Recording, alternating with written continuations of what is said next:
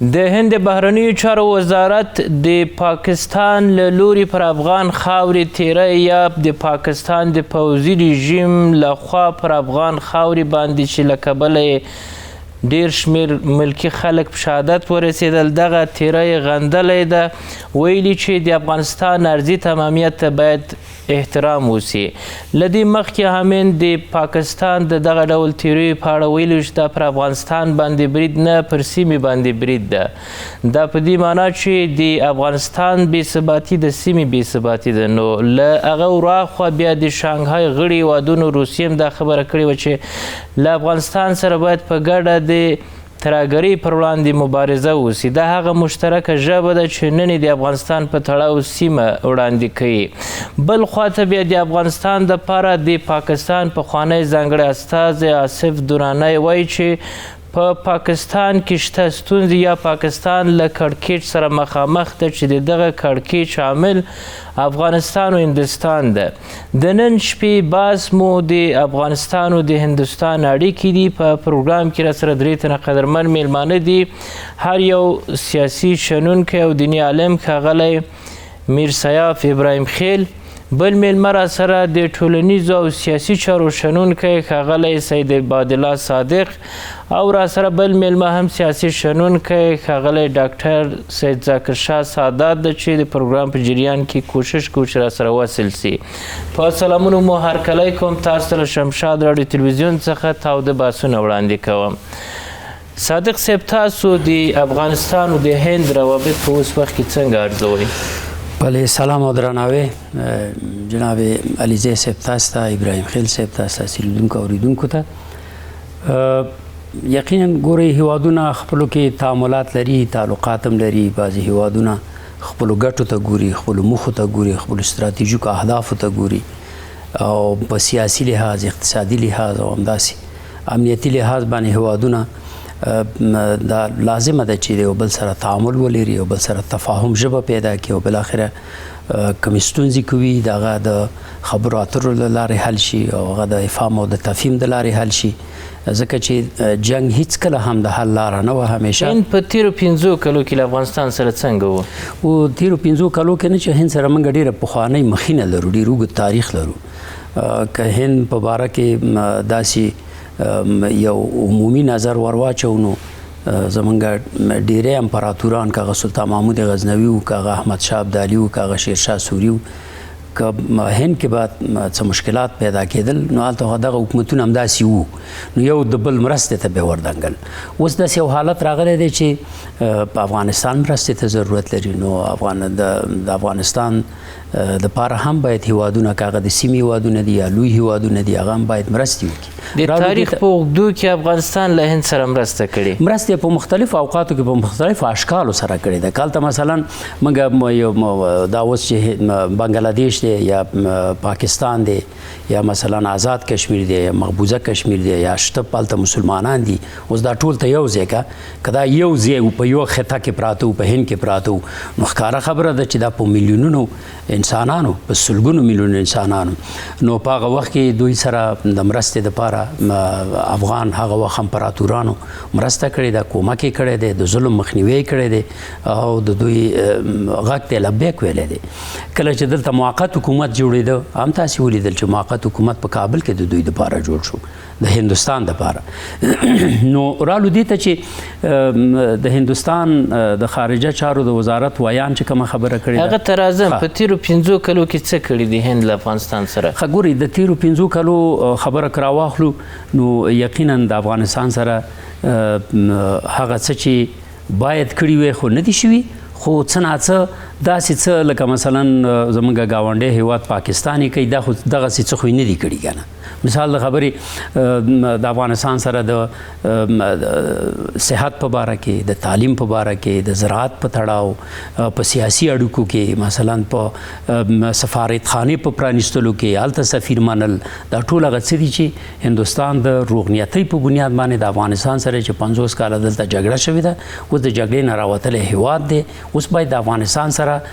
په بیا رغونه کې په سیاسي تفاهم کې او په اجتماعي او په ټولنیزو چارو کې باید بلا ډېر کارونه تاوان یې نه ده رسولی افغانستان تاوان خو بالکل ځکه چې هغه په دې پوهېږي چې افغانستان ته تاوان رسول معنا دا چې ځان ته تاوان رسول یا سیمې ته تاوان رسول د افغانستان امنیت یعنی د سیمې امنیت دی د سیمې ټیکاو دی د افغانستان سره تجارت او ترانزیت او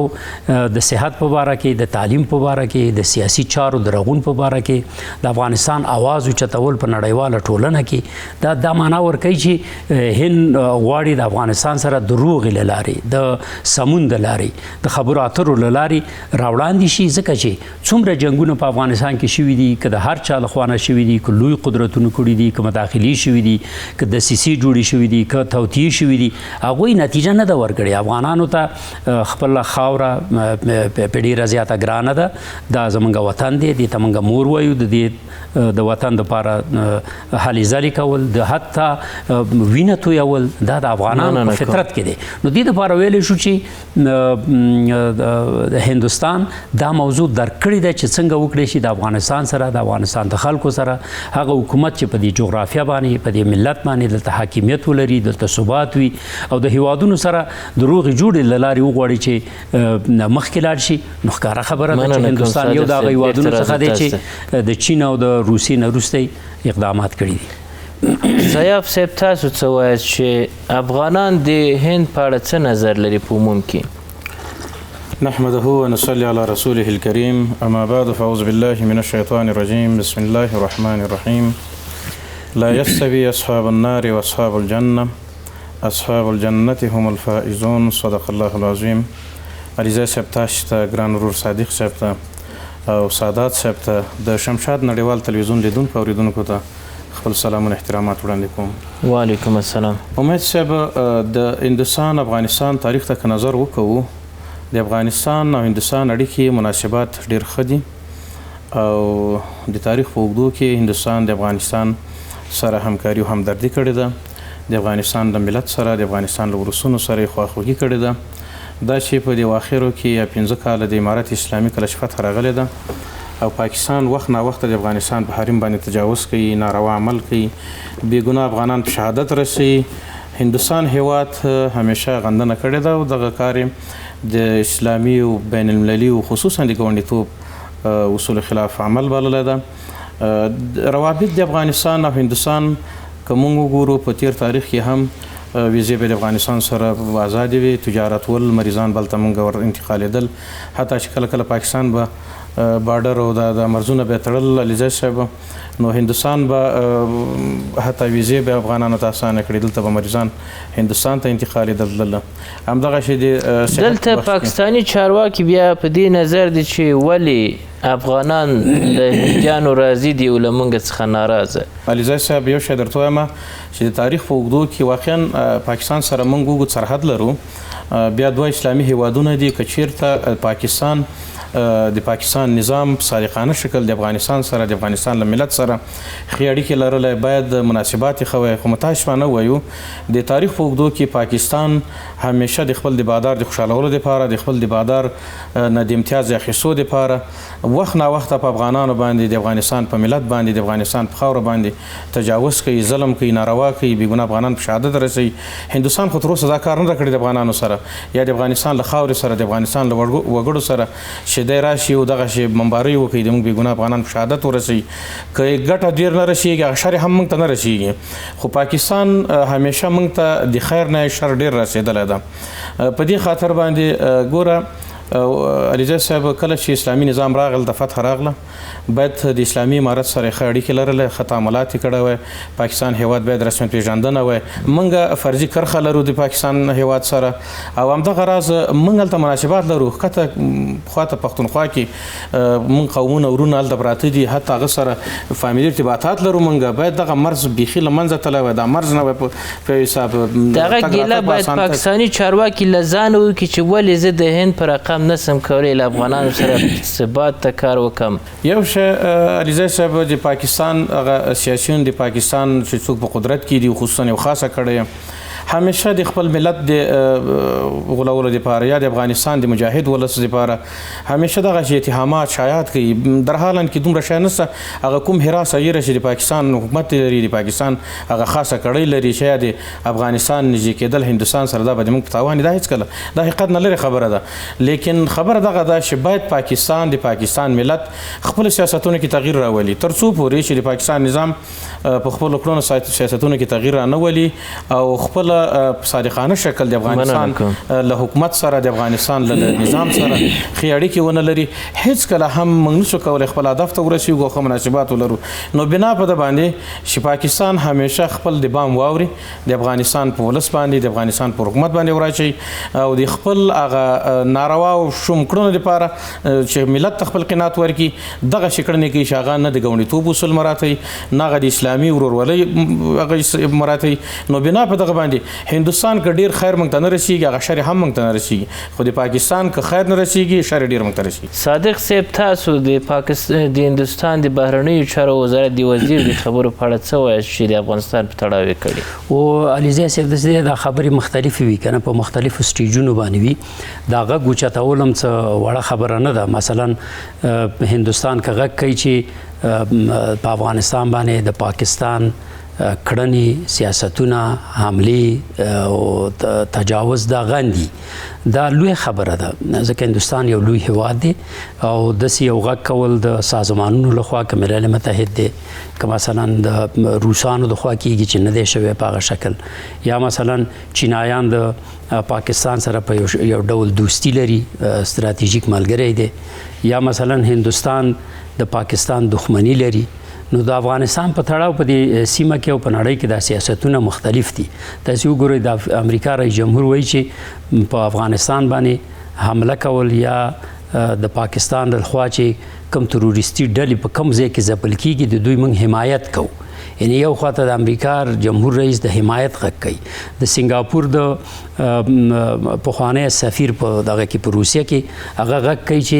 هیڅ کله هیڅ هیواد ته د عقلي لحاظ سره سیاسي لحاظ سره لازمه نه ده چې دی ووایي چې زما د هیواد ستونزې مشکلات ناامني او اقتصادي کړکېچونه ده د بل هیواد حل کړي هر هیواد خپل نظام لري خپل اصول لري قواعد لري دغه مسله غاندي چې پاکستان پر افغان خاورې باندې تیری کړی د امریکې د بهرنیو چارو وزارت وایي چې حق لري پاکستان له خپلې خاورې دفاع وکړي ګواښونه دفع کړي ایران چې د امریکې مخالف ده ایران عکس العمل څه د دغه برید په اړه چې تیری په افغان خاورې او نتیجه یې عام خلک شهیدان سول همدا یو څه کمو هیوادونو یو شمېر هیوادونو په سیمه کې او په نړۍ کې چوپتیا اختیار کړې ده در حالی چې دا د منشور د ملل متحد د 4مې مادې د 2مې مادې د 4م بند بالکل مخالفت دی یعنی د هغې سرغړونه ده پاکستان په افغانستان باندې تیری هیڅ حق نه لري پاکستان که چیرته په داخل کې د ټي ټي پي موضوع ده یا د بي ایل اے موضوع ده چې پرون په ګوادر کې په یو کمپ باندې د دوی حمله وشوله بلوچ لیبریشن آرمي دا حمله وکړه نو هغوی تقریبا هلته 10 نه زیات کسان ووژل زخمیان شو نو د معنا دا چې بلوچان خو تاسو سره ستونزه لري که نه یا مثلا پښتانه خپله ستونزه لري یا کشمیریان تاسو اوس وګورئ چې دغه داخلي ستونزې څه دي چې دا د دوی کورنۍ مسله باید وبلل سي د پاکستان خو د پاکستان یو کومه ستونزه یاده کو دا اوس صدر اعظم نه دی بندي یعنی صدر اعظم هغه څوک چې په ډېر لوی اکثریت باندې د دوی په اصطلاح باندې په باري اکثریت باندې په پاکستان کې د صدر اعظم په توګه ټاکل شوی دی د نه بیکګراوند کې کورنۍ لرله چې داسې کورنۍ سیاست یې لره لکه پیپل پارټي چې لري یا نواز شریف لري یا یې مذهبي ډلې لري مولانا فضل الرحمن دی چې د مفتی محمود صاحب زوی دی یا مثلا د ANP ډله ده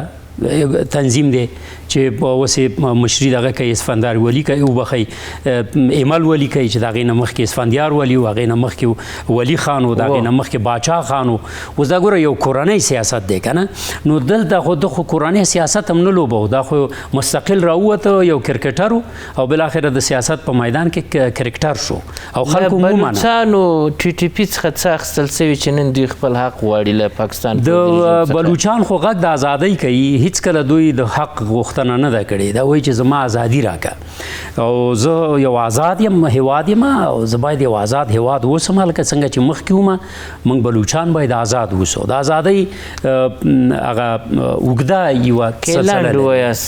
او رالو دې ته چې د پښتونخوا نو ښکاره خبره ده چې دوی د خپلو حق او د حقوقو غوښتنه کوي، په خپلو وسایلو باندې د خپل اختیار غوښتنه کوي، په خپله خاوره د خپل اختیار غوښتنه کوي. دا هم د ازادۍ یو مثال دی. یا مثلا کشمیریان هم دا غږ کوي. اوس یې دا غږ دې حد ته رسېدلی دی چې تاسې وکتل چې ماشومان هم راوځي، ښځې هم راوتلي دي، سپین ږیري هم راوتلي دي او یو غږ کوي چې موږ د یا د پاکستان هغه حق او حقوق چې زموږ سره لیکل کړي دي دا دې موږ ته راکړي او یا دې زموږ خاوره زموږ سیمه پرېږدي. نو د افغانستان په تړاو بعضې هیوادونو چوپتیا اختیار کړې ده، بعضې هیوادونو تایید کړی دی. دا چوپتیا په څه معنا؟ دا چوپتیا سیاسي ملحوظات دي. مثلا د پاکستان سره بعضې هیوادونه ستراتیژیک موقف لري، د حق هم سترګې پټول دي. مثلا سازمانونه یو غږ کوي یا مثلا هندوستان غږ کوي چې په افغانستان باندې حمله دا یو تیری دی، دا یو اخلاقي جواز لري، یو غږ دی. اوس البته دا موږ دا توقع نشو کولی چې هیوادونه دې راپاڅېږي او زموږ د هیواد د ساتنې دپاره د پاکستان په مقابل کې وجنګي. هغه چې بیا د پاکستان طرف نیسي تاییدوي، دا بیا څنګه؟ خو دا خو د ټولو بشري حقوقو د ټولو کنونسیونونو د منشور د ملل متحد، د امنیت د شورا د ټولو موادو سرغړونه ده. یعنی هر هیواد په هغه جنایتو کې شریک باید وبلل شي. شریک دی، لکه کله شریک نه و که نه. اوس همدا پاکستان چې کله امریکا په افغانستان باندې حمله وکړه دوی ورته لارې ورنه کړلې. دوی میدانونه، د دوی هوا، د دوی بحر، د دوی راکټونه په شروع کې چې په افغانستان باندې دوی څومره راکټونه ورولي دي دا ټول هغه کروز او دغه نور میزایل نه دي. تر څنګ د دوی شاهین او د دوی هغه ابدالي چې زموږ نمونې پیښې دي هغې په دې خاوره باندې ازمایلي دي. په اولینې امارت باندې د افغانستان په خاوره باندې دې سریع تجاوز کړی دی، خپلې وسلې ازمایلي دي. دا خو هغه د مولوي صاحب برادر خبره ده چې موږ هم حافظې لرو او هم محاسبې لرو. نو حافظې لرو، حافظونه زموږ دا خبره نه وځي، له هر چا سره په محاسبه کې سره په محاسبه کیږي. موږ هند ته ویو چې ته موږ ته په بارډر باندې یا زموږ سره هیواد کې دوی چې کوم تور لګوي هغه موږ تا نه غواړو، مګر دا چې زما د هیواد د ساتنې دپاره که دا چین راوړاندې کیږي، که مثلا روسان اوس راوړاندې شوي دي. سیاست خو مخ او شام نه لري او دایمي او دوست او دښمن هم نه لري که نه، یو طرفه جاده هم نه ده. هر چا سره کیدلی شي یو هیواد یو وخت ستا دښمني په تا یې حمله کړي، مګر یو وخت کولی شي هغې سره موږ ښه تعامل ولرو. دا ټول هغه خپلې ملي او جغرافیایي او ستراتیژیکې موخې دي او ګټې دي چې هیوادونه باید وپالي. موږ هم حق لرو چې د خپل هیواد د ساتنې دپاره ښکاره خبره ده چې پاکستان په موږ حمله کوي. که موږ څه نه لرو دا حملو ته به دوام ورکوي. که دا حملې دوام کوي سیمه به نامنه کیږي. لکه هند چې وایي سیمه چې نامنه شوله بیا تجارت، ترانزیت، اقتصاد، امنیت د دې بیا لمنه غونډه شي. څوک دا نه وایي چې په دې سیمه کې به دغسې یو جوړجاړی منځته راشي. دغه ډول دریځ چې امریکا وایي پاکستان حق لري چې باید له خپلې خاورې دفاع وکړي، ولې دا مسله نه یادوي چې پاکستان په داخل کې مشکلات لري؟ دغه ستونزې چې مخکې صادق صاحب یاده کړله د هغه دپاره دې باید رسیدګي وسي. علیزی صاحب، امریکا 20 کال ته راغله، افغانستان اشغال کړ، ماتې سره مخامخ شو، اقتصادي او مالي او ځاني تاوانونه ورته ورسېدل، بالاخره په ماتې او بېشرمۍ له افغانستان څخه ووتله. نو کله چې امریکې په افغانستان حمله کول همدغه پاکستان چې اډې لارې ورکړلې، همدا پاکستان چې ملاتړ یې کوو، دا اوس هم دغه جنگ یا دغه حملې دا د پاکستان په اختیاراتو کې نه دي، د پاکستان د پوځ په اختیار کې نه ده. دا د یو چا ورته ویل شوي دي، د امریکې له خوا نه ورته ویل شوي دي چې ته د افغانستان په خاوره. ځکه دلته د مسله د باګرام د پرونه بله ورځ هم ټرمپ دا خبره وکوله که چېرته زه په موقف کې وایم،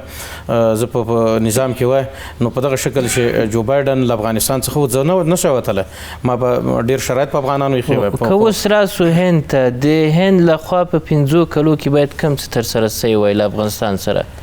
علیزی صاحب، هندوستان تنها په دې غندنه نه کېږي چې پاکستان د افغانستان په خاوره تجاوز وکړو، بې ګناه افغانان په شهادت ورسېدو، موږ یې غندو. هندوستان ته پکار ده چې خپلې مرستې، خپله همکاري، خپله همدردي له افغانستان سره ځکه اوږدمهاله ده د افغانستان له ملت سره د افغانستان له وګړو سره د افغانستان له نظام سره باید ولري اما متاسفانه و چې هندوستان ته غندنه کوي او نور هغه امکانات هغه وسایل هغه تجهیزات هغه امکانات چې ورته افغانستان مثلا کوم امکانات باید غندنې په ځای دفاعي سیستم ولرو هندوستان ته لازمه ده چې د افغانستان له حکومت سره دفاعي سیستم کې همکاري وکړي دغه ډرون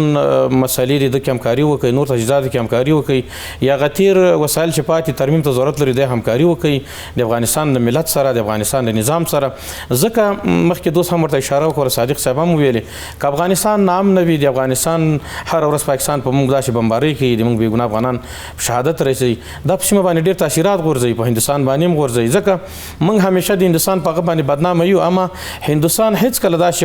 یو جرأت او اقدام ونه کو چې هغه وسایل نه موږ کار واخلو د امکانات نه کار واخلو اوس لازمه په کار دغه وه چې د غندنه کوي د افغانستان له دې نظام سره د افغانستان له حکومت سره باید ښې اړیکې ولري رسمیت پیژندنه وایي ځکه همیشه پاکستان دا خبره کوي د پاکستان اکثره سیاسیون د پاکستان نظام چې د افغانستان او هندوستان د افغانستان هندوستان اړیکې ډېرې ښې دي دوه روابط لري د پاکستان نامني دا د دواړو هیوادونو لاس ده او در حالا کې هېڅ هم نشته ده د هندوستان دوی دواړه خپلې دښمني په افغانستان کې راوړي دوی خپله دښمني او پړه چې ده د هندوستان او پاکستان افغانستان په هغه باندې وراشي نو اوس زه درته عملیزی صاحب وګوره فرضي کرښه بنده ده د افغانستان له ادرس نه څه نه ځي لاخوا څه نه راځي په داخل کې چې څه موضوعات په پاکستان کې نامني ده د پاکستان کې مشکلات دي دا پړه اوس په افغانانو واچي افغانستان له ادرس نه خو نه ده اوس که ته دلته راځي خو دغه بمبارۍ چې وکولې ټولې نړۍ ولې د تاسې د میډیا له لارې د ټولو میډیا له لارې چې ټول ماشومان زنانه افغانان بېګناه افغانان شهادت ورسېد دا اوس چېرته ول دا تورستي ډلې وي آیا دا ټي ټي پي وله دا دغه بلوچ ډله وه کومه ډله وه هېڅ ډله نه وه خو د افغانانو بېګناه شهادت ورسېدل اوس چې امریکا د تایید کوي امریکا خپلې ګټې لري د پاکستان سره پاکستان د امریکا سره دا سره تړلي دي دواړه هیوادونه او هېڅکله پاکستان په خپل اختیار کې نه دا کومې حملې چې کوي دا یقین وکړو دا په صراحت سره زه وایم چې دا د امریکې په ویلو سره دا کار مننه کوم صاحب دلته اوس د هندوستان د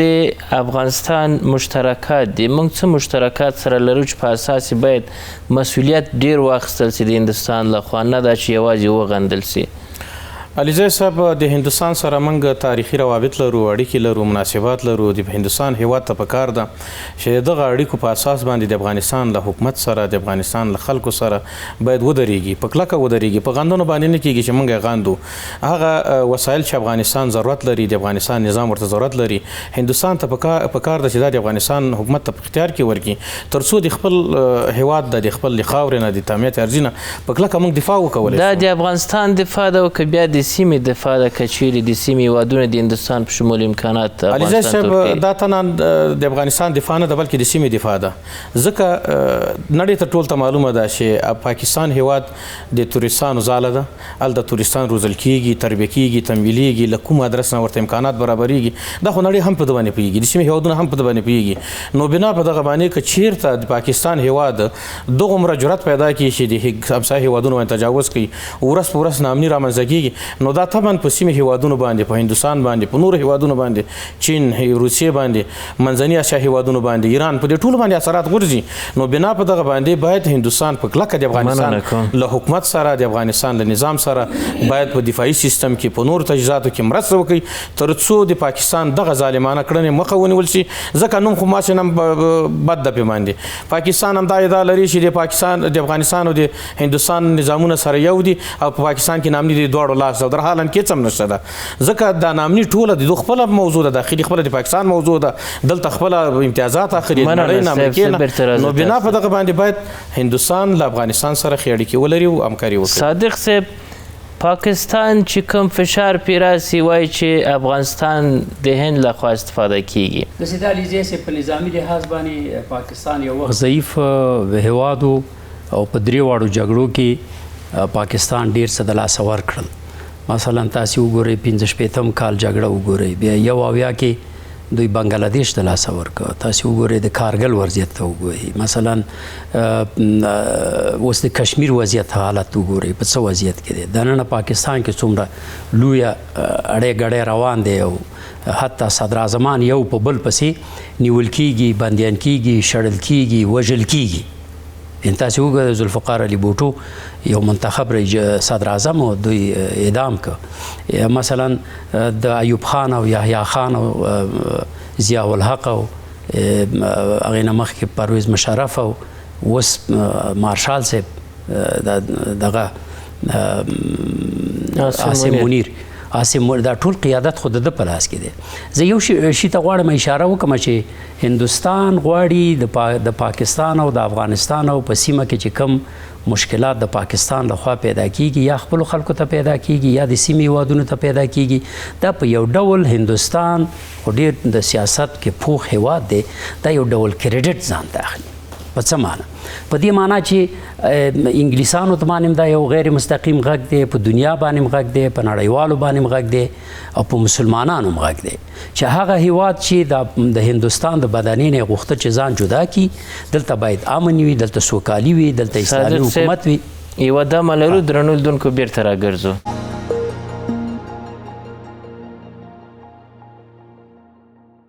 درنو لیدونکو بیا هم پخیر رالاست. تاسو د پاکستان اوسني د پوځ مشر ته مارشال صاحب وویل، دغه صاحب احترام له مخې و؟ نه، احترام موږ افغانان عادت لرو، هیڅکله په هیڅ صورت کې د سیاست خپله ټرمینالوژي لري، ادبیات لري، دا په کنایه کې هم خلک وایي. موږ ډېر داسې خلک لرو چې که هغې ته د سیب خطاب کوو، هغه د دې سیب ویلو قابل مارشالي خپله معیار لري، یعنې دغسې څه سوي چې باید دوی ته چې وایي فیلډ مارشال که نو فیلډ مارشال خو هغه چاته ویل شي چې په فیلډ کې یا په ځمکه کې یا په هغه کوم ځای باندې چې تا حمله کړې ده، یو لاسته راوړنه خو ولري که نه، ته څه لاسته راوړنه لري؟ تا چې بنګلادیش د لاسه ورکړی دی، تا باید هغه وخت کې یو مارشال لرلی نو که نه، یا هغه جنرال صاحب ته د مارشالي ورکړي وي. یا مثلا دا اوس چې کوم مشکلات درته په خپل هیواد کې پیدا دي، ته د بلوچان آرامولی شي، یا ته مثلا پښتنو سره څه ډول ته د دې ته به سړی څنګه مارشال ووایي چې د رتبې په لحاظ باندې صاحب موږ ټولو ته ویو، هر چا ته موږ دغه احترام په بنیاد باندې صاحب ویو. رالو دې ته چې مهرنګ نیول یا هغې باندې عمر قید یا عافیه صدیقي چې په کلونو وشو چې په امریکا کې بندي ده، دا خو ستاسې تورسرې ده که نه، دا خو ستاسې ناموس دی، دا خو ستاسې د دې هیواد یو څادر دی او هغه د هغوی دا څنګه حقوق بشر دي؟ بشري حقوق دي ته وایي. معیار برعکس هلته تطبیقیږي د مارشالي. نو په دې خاطر باندې چې دغه رتبه، دغه عسکري رتبه دا ډېر په یو لوړ معیار باندې یو چاته ورکول کیږي، یعنی مارشال هغه چاته ویل کیږي یا دا رتبه ورکول کیږي چې ته حد اقل په جنګ کې یو لوی څه د لاسته راوړي. اوس برعکس ورکول، اوس برعکس د خبره موږ او تاسې په دې هیواد کې داسې مارشالان لرلی، واقعا هغوی د دې قابل چې موږ هغوی ته مارشال ویو. یا مثلا څومره جنرالانو چې په یوه سیمه کې لسګونه جنرالانو، د دومره جنرالانو ته ضرورت و؟ دا جنرالي خو سیاسي رتبه ده. آصف دراني وایي چې په پاکستان کې چې نن پاکستان له سخت کړکېچ سره مخامخ ده، دلیل افغانستان و هندوستان ده. که غوا توره ده نو شیدې سپینې دي که نه، او که شپه توره د مڼې په شمار دي، همداسې خبره ده. اوس رالو دې ته چې ته پوځ لري، ته اټومي قوت یې، ته پولیس لري، ته هوایي قوه لري، زمیني لري، بحري لري، پسې راتېر شه استخبارات لري، ډېره مدرنه وسله لري، د دې نه به نور څونه مدرنه وسله شي چې څومره مرسته تا سره انګلستان کوي یا امریکا کوي، د ناټو غړي هیوادونه در سره کوي، په شا دې ټپوي، درته وایي چې ډېر ښه کې، او هغه هیواد چې 50 کاله یې جګړه لیدلې ده ستا سره یې مرسته کړې ده. دې خلکو که یو طرف ته د خپل افغانستان د خاورې د ساتنې دپاره قرباني ورکړې ده، بل طرف ته ستاسې علماو ویلې، ستاسې سیاسونو، ستاسې جنرالانو دا ویلې چې جهاد افغانستان دفاعي پاکستان دا په یو ډول ستاسې دفاع کېدله. بیا نمک حرامه موږ شولو، هغه څوک چې خپلې وینې ورکړلې د اسلام دپاره. د افغانستان و هندوستان د یو بل د ګټو دپاره یا همکاري په برخه کې غږیږي که د بل هیواد د تاوان دپاره؟ نه، د بل د هیواد د تاوان دپاره خو که څوک غږیږي هغه تاوان یې خپل کار دی. اوس موږ به پاکستان ته نور څونه تاوان موږ نشو رسولی، موږ به ورته څه تاوان ورسوو؟ هغه تاوان خو دوی ځان ته خپله رسوي. مثلا د فوجي یا هغه نظامي کړنې، نظامي سیاست، نظامي پرمختګ چې څه ته وایي چې کوم ځای کې پرمختګ کړی دی موږ ته خو نه ده معلومه، یا دغه مارشالي رتبه دی په کوم بنیاد ورکړې ده موږ ته نه ده معلومه، چې په کوم اساس ورکړي. خو دغه مشکلات خو دوی خپلو خلکو ته خپله پیدا کړي. پاکستاني چارواکي په دې خفه دي چې ولې افغانستان او هند ښې اړیکې لري. نو خو دا خو باید موږ ولرو، خو موږ یوازې هندوستان سره نه لرو، خو د پاکستان باندې موږ دا غږ دی. په هندوستان سره که اړیکې لرو، خو چین سره هم لرو، د روسانو سره هم لرو. روسان خو موږ په رسمیت پیژندلی استو. تاسې وګورئ اروپایي ټولنه اوس هلته په خپله په هغه پارلمان کې غږ اوچتېږي چې تاسې ولې د طالبانو سره ښې اړیکې غواړئ. یوازې دا خو دا نه دی چې تاسې تخنیکي مشکلات حل کوئ، د دې تخنیکي مشکلاتو ترڅنګ تاسې سیاسي فورم باندې کار کوئ، تاسې په سیاست پر رغونه کې یو بل ته په نږدې کېدلو کې یو ګډه ژبه پیدا کولو کې لګیاستی کار کوئ. اروپا دې خبرې ته راوړاندې کېږي. نو پاکستان باید د اروپا نه هم دا ګیله وکړي، دا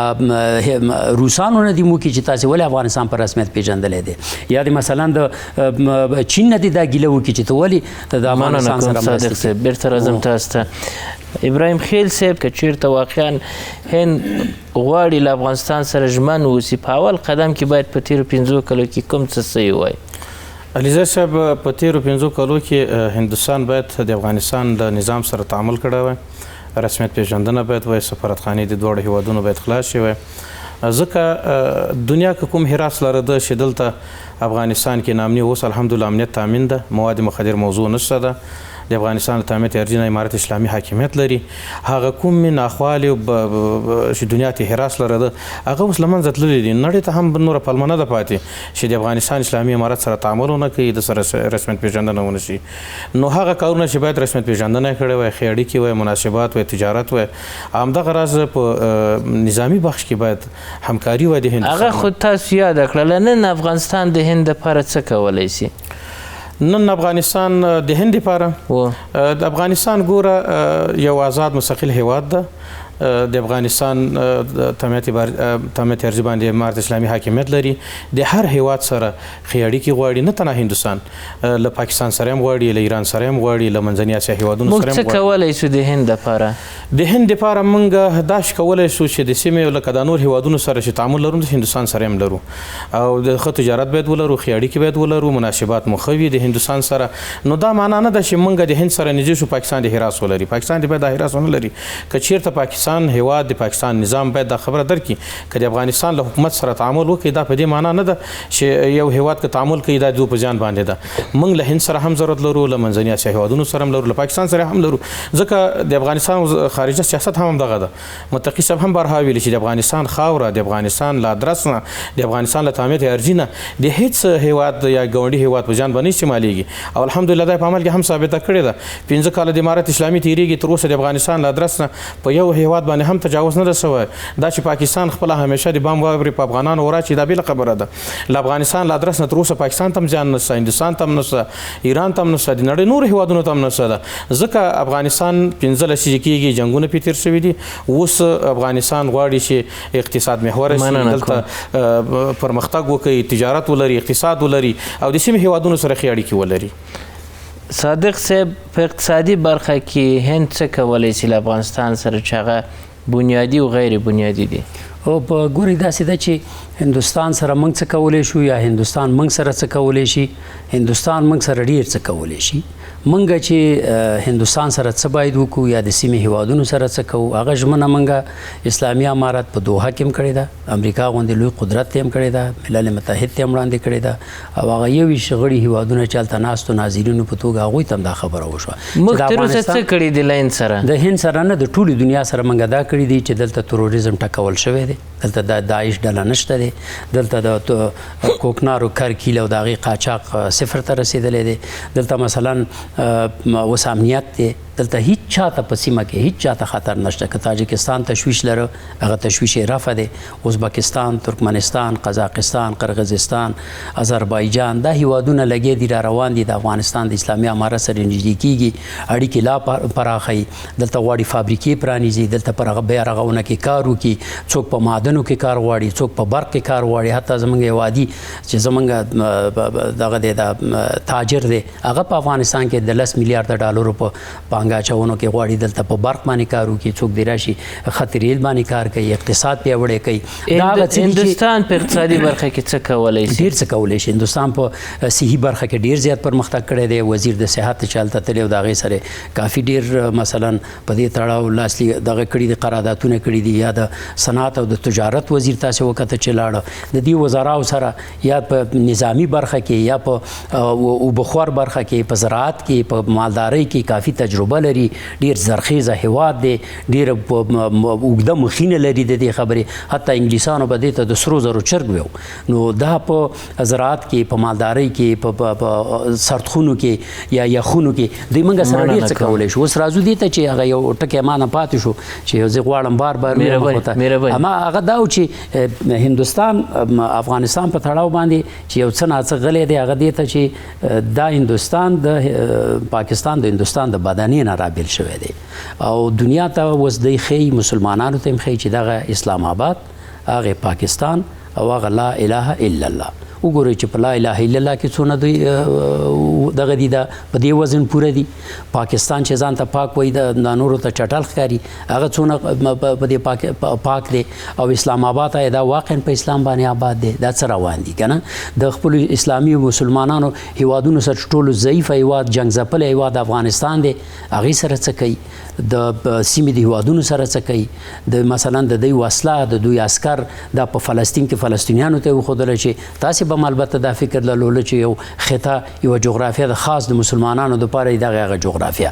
دغه هغه حکومت، دغه هغه کړنې، څه ترې بیل شلو، څه ترې لګیا دي بیلیږي، کوم حقوق دي چې نه دي ورکړي، او د پنجاب دپاره او د یوې خاصې ډلې دپاره لګیا دي څه کوي؟ ناامني کومه سطحې ته رسېدلې ده. آیا هغه پاکستان چې ستاسې په تصور کې و یا د مسلمه امت په تصور کې و هغه وشو؟ آیا واقعا دا د لا اله الا الله په بنیاد باندې جوړ شو؟ آیا هغه اټوم بم چې جوړ کړ زما په ضد یې جوړ کړ، آیا دا واقعا د اسلام قلعه وه؟ د اسلام د قلعې په توګه استعمالیږي که د اسلام په ضد د مورچې په توګه استعمالیږي؟ نو دا ویلی شو چې د یو ډول د افغانستان په دې کړنه باندې یوازې دا سیاسي غږ او ډیپلوماسي دې دپاره چلی چې د دنیا ته وښیي چې دې هیواد چې د دې ټکي دپاره د دې څو ملحوظاتو په خاطر باندې غوښتل چې ازادي واخلي، دا هغه آزاد هیواد، دا هغه جغرافیه چې مسلمانان یې په 5 ټوټو ویشل، یو آزاد کشمیر دی، یو مقبوضه کشمیر دی، یو بنګلادیش دی، یو پاکستان دی، یو موجوده مسلمانان دی په هندوستان کې. آیا دوی منسجم شو؟ دوی بیل شو؟ درنو لیدونکو دا ملرو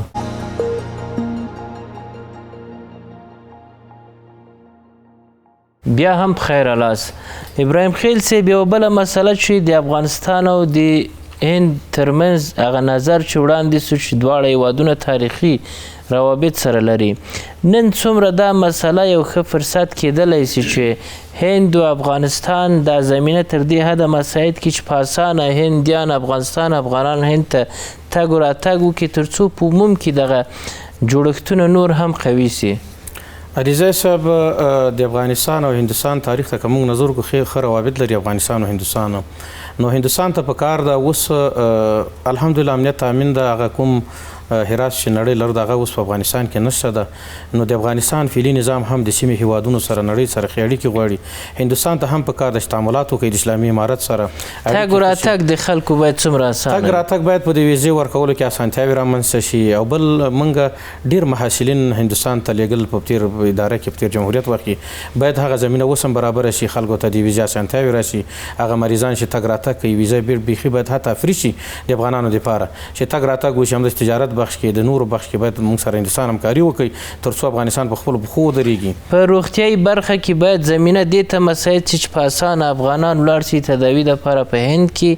تداوي سي، او که دلته باید دوی روغتیایي مراکز جوړ کړي یا د درملو په برخه کې اسانتیا رامنځته کړي چې په اسانه په افغانستان کې دننه خلک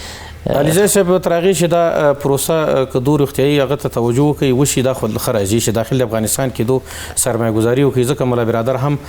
څو موده مخکې د اعلان وکړ چې ټولو بهرني پانګوالو ته حتی تر 10 کالو پورې مالیات پرې معاف دي، را دي چې په افغانستان کې د سرمایه ګذاري وکړي، که هغه د طب بخش کې ده، که هغه د زراعت بخش کې ده، هغه که نور بخشونو کې دي، کولی شي د افغانستان له حکومت سره د باید هندوستان همکاري وکړي تر څو خلکو ته د کار زمینه برابره شي. او بل دغه مشکلات چې اوس پاکستان ګوري سرحد هغه بارډر بند کړي دي، فرضي کرښه بنده ده د پاکستان له هیواد سره، موږ ډېر مشکلات لرو، مریضان لرو. نو هندوستان ته پکار ده چې په دغه حصه کې د افغانستان له حکومت سره، د افغانستان له ملت سره همکاري وکړي تر څو ښه ډاکټران راولېږي دلته په طب بخش کې موږ سره همکاري وکړي. همداسې په شفاخانو کې په ټولو مسایلو کې د هندوستان پخوا هم کړې ده، اوس یې هم وکړي د افغانستان له ملت سره، د افغانستان له حکومت سره. دا اړینه او ضروري خبره ده. نور دغه همکاري د لا زیاته سي، لا زیاته دي شي، ځکه ضرورت ده. اوس پاکستان ګوري چې اسلامي هیواد ده، ګاونډي هیواد ده، هغه فرضي کرښه ټوله بنده کړې ده په عین آن باندې. باندې په ناروا مشروع غوښتنه باندې او ناروا شایعاتو باندې او در حال کې څه هم نشته ده. ګورو موږ نه دلته هغه ترهګرې ډلې شته. اوس الحمدلله یو عمارت ده د یو زعیم تر چتر لاندې په تامه ترجیح باندې حاکمیت لري. دلته پخوا چې دا کېدل علیزی صاحب چې دلته 25 ډلې دي 28 ډلې دي، اوس هغه ګروپونه نشته دي، هغه له منځه تللي دي، هېڅ هم نشته دي. دا چې پاکستان کوم اداره لري نړۍ لري دا شایعات دي، دروغ دي. په حقیقت کې دا شی نشته ده. لیکن بیا هم اصلا خبره بل شی ده. پاکستان هیڅ کله نه غواړي چې په افغانستان کې امن وي، په افغانستان کې یو قوي مرکزی نظام وجود ولري، د افغانستان کې یو باثبات افغانستان ولري. نو بنا په دغه باندې پاکستان همیشه په دغه پلمو باندې اوس ترهګري ډله ده که نورې دي، هغه خپله داخلي د پاکستان موضوع ده. پاکستان دې هغه ته توجه وکړي. د افغانستان هیواد، د افغانستان نظام د نړۍ له ټولو هیوادونو سره، خصوصا د اسلامي هیوادونو سره، بیا د ګاونډي هیوادونو سره ښې اړیکې غواړي. پاکستان ته پکار ده په یوازې د شایعاتو ته ځي، په یوازې چې په نورو لانجو کې ځان اخته کوي، راځي چې اسلامي امارت سره تعامل وکړي. صادق صاحب، هند یا هندیان څه لري چې اوس افغانستان ورته ضرورت لري یا افغانان په عموم کې؟ ډیر څه لري. ټکنالوژي لري، کاغه په زراعت په برخه کې ده، طب لري، مثلا نظامی برخه کې د منګو تاسو وګورئ یو طرف ته پاکستان زمنګ مهاجر راشړي، دا خو د بشري حقوقو په بنیاد باندې دی باید راودانګي. کدلته مثلا څونه کمپونه جوړیږي، د هغې د خلکو دپاره د کورونو مسله ده، د اوبو مسله ده، د زراعت مسله ده، د کرکیلي مسله ده، د دوی سره په وسایلو مرسته ده. زه وایم چې هندوستان دی دې موضوعاتو کې چې راوړاندې شي چې لږ د پاکستان دا خبره چې ګواکې د هندوستان او د پاکستان په ګډه په افغانستان کې نام نه غواړي. هندوستان دی وښیي چې زه په افغانستان کې نه لاسوهنه کومه، نه ستا په ضد باندې دلته کړنې کومه. مهاجر دې راشړلی دی، د هغې مهاجر لاس انساني همکاري کومه، بشري همکاري کومه. مهاجر دې راشړلی دي، دروازه دې پې بنده کړې ده، حملې پې کې، کورونه یې ورانې، زه له کور جوړوم، تی راشړې، زه دلته غواړم چې خیمو ته جوړه کوم، اوبه ورکړم، دوا ورکړم. هند بیا بل څه وایي چې د افغانستان ارضي تمامیت ته موږ بشپړ احترام لرو. خو همدا خبره ده، احترام لا هغه وخت پیاوړی کېږي چې ته د افغانستان د جنگ ځپلو خلکو سره، د مهاجرینو سره، د مریضانو سره، د یو عالم ستونزې او مشکلات چې د 50 کاله په دې جګړو کې تیر کړي دي، د دې سره دې لاس ورکوي. مثلا د سړکونو په جوړولو کې، مثلا د زراعت په برخه کې، د صحت په برخه کې، د تعلیم په برخه کې، یا هلته مثلا د تجارانو ته ویزې فري کي. و دا څه دي؟ دا څه ښودل کېږي چې ته د یو ګاونډي هیواد سره څه کې، او ته چې حایل یې زه هلته د دې ګاونډي هیواد سره څه کومه. نو دا هم د اسلامي روحیې باندې چلته په څو سوه میلیونه انسانان اوسیږي، مسلمانان اوسیږي، افغانان اوسیږي، او زمونږ توقعات هم د هند نه ډېر زیات دي. دلته موږ تاریخي پس منظر هم لرو، ګډ شریک فرهنګ هم لرو، یو اوږد تاریخ هم لرو، او دوی زموږ سره په مختلفو اوقاتو کې ښېګڼې کړي دي. موږ هم د دوی سره ناسمه رویه نه ده کړې، نه غیر سیاسي او نه داسې یو څه چې د دوی په تاوان وي. هندوستانیان همیشه دلته، هندوان زموږ سکان چې دلته وو، په ډېر آرامه فضا کې ژوند کړی دی. بېشکه چې بعضې ناقلارۍ چې وي په هغې کې مسلمانان هم ځپل شوي دي، هر قوم او هر خلک ځپل شوي دي، دغه خلک هم ځپل شوي دي. د هغوی نه به یو معذرت هم وغواړو. خو دا چې د جنګونو افغانانو کوم ښه کړي دي په عموم کې، عامه افغانانو له هندیانو سره ډېر زیات. لکه هندوستانیان چې دلته راغلي، تاسې وګورئ چې د دوی هغه فرهنګ دومره دلته په قوت کې و چې هند کې چې به کوم فلم مولوي صاحب هم ناست دی هلته ریلیز شو، بیا به دلته را رسېدلی او دلته هم افغانانو ته ټکټ اغسته. د دې هندي یوازې په فرهنګي لحاظ باندې، په سینمایي لحاظ باندې څومره د دې سره د دې خلکو مینه او محبت و، څومره هغه خلک به دلته راتل، څومره لویه پذیرایي کېدله. یا مثلا په فرهنګي لحاظ باندې، یا زمونږ چې کوم څوک هنرمندان به هند ته راتلل، هغې ته به څونه عزت به کېدل، څونه قدر به کېده. یا د هغوی جمهور رئیس، زمونږ جمهور رئیس به ورته په مختلفو ادوارو کې، دا یو رابطه وه، دا یو داسې روابطو چې افغانستان او هندوستان غوښتل چې په تاریخي لحاظ باندې، په فرهنګي لحاظ باندې او په اقتصادي لحاظ باندې دا وطن وده وکړي. دلته د ټاټا په نوم باندې موټرې وي او بسونه و، زیاتره به دلته مثلا د ملي بسونه به، دا یو سهولت چې دوی دلته ایجاد کړی و. نو داسې په ډېرو برخو کې کولی شي، په ترانسپورټ کې، په تجارت کې، د اقتصاد په وده کې، په محصلینو په برخه کې، او په زراعت کې، په مالدارۍ کې، په دې ټولو کې ما مخکې اشاره وکړه چې دا ډېر پرمختللی هېواد دی او افغانستان دې شیانو ته ضرورت لري. که موږ ته په دې برخه کې ضرورت وشي نو د پاکستان خوله به هم وخت ټپه شي. پای ته رسو دواړه هیوادونه باید څه وکړي هند او افغانستان؟ ګورئ که دا دواړه هیوادونه یوازې په یوازې ډول څه نشي کولی. هندوستان باید دې خبرې ته راوړاندې شي چې چین ته قناعت ورکړي، پاکستان ته قناعت ورکړي. که پاکستان د هند سره د روایتي دښمن په توګه باندې قناعت سره نشي کولی، حتی د افغانستان په تړاو باندې باید غږ اوچت. شانګهای کې که چېرته پاکستان غږ کوي چې افغانستان دې حضور ونه لري په غیر مستقیم دا غږ کوي، هندوستان دې دا غږ وکړي چې ولې باید حضور ونه لري. د آسیا د زړه دی دا چې دلته حضور ونه لري، ناامني دلته وه، بدبختي دلته وه، مهاجرت دلته و، ستونزې دلته وي، چې دا په دې حالت کې پاتې شي، نو زمونږ شانګهای او بریکس او فارمیټ د مسله به څه ګټه وکړي؟ ابراهیم خیل صاحب څو ثانیو کې ګډ کار باید څه وي د هند او د افغانستان ترمنځ؟ د هندوستان ته پکار ده چې اسلامي امارت سره تعامل وکړي، رسمیت پېژندنه شي، د ویزو په هغه کې اسانتیاوې راوستي، همدغه چې طب او نورو بخشونو کې همکاري وشي په داخل افغانستان کې، او سیمې خصوصا چین او بعضې هیوادونو ته قناعت ورکړل شي. که افغانستان کې امن وي نړۍ سیمه به امن کړي، او که افغانستان کې ناامني وي سیمه به مننه کوم. ابراهیم خیل صاحب، صادق صاحب او درنو لیدونکو، تاوده بحثونه پر همدې ځای پای ته رسیږي. د خدای په امان. له لیدلو مو مننه.